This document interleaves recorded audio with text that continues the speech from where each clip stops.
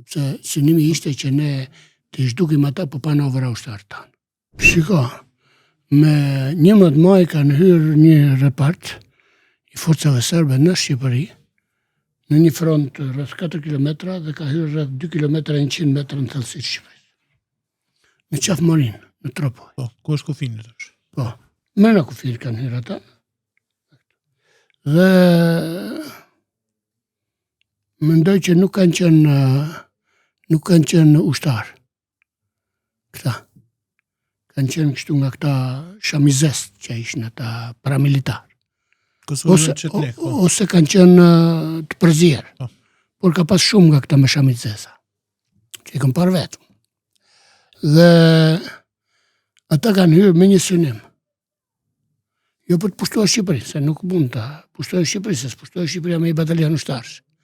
Por për të ndërprer rrugën e furnizimit me trupa dhe me municione me ushqim të përfront në Koshares. Për ta kapur këtë lartësi dhe për ta mbajtur këtë rrugë. Ky ka qenë synimi të tyre e këtyre. Çka nuk e realizuan dot.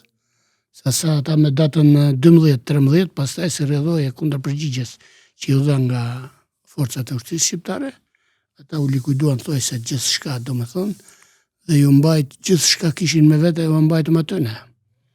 Që nga armë automatike, mitraloze, municione, çanta shpine, helmeta, gjupa, zolat që kishin me vete një 73 copa që janë mbajtëm aty nga ngarkumi qumë Koshare, e gjithë ato mbetën aty në vendet e luftimit, sepse ata luftetarët s'po gjenin do të vetën ku të futeshin për vete pastaj. Do thonë gjosat janë që krejt ata luftorë serb janë vrarë aty. Nuk them krejt, por ata janë nuk digja të them, nuk mund të them dhe s'dua të them, domethënë se termi u vran, luftë nuk shkon, por domethënë për mua i repart është azgjësu plotësisht. Ka që numër një dhe rreth një batalion, mendoj diku 400-500 veta. Mund të ketë qenë ata, por janë shpërtalluar zhdukur komplet ata, domethënë në një mënyrë të rrep të egër shumë, sepse veç me zjarrin e artillerisë të mortarëve janë rrahur plot 5 orë. Sepse synimi ishte që ne të zhdukim ata për panovra ushtarë tanë.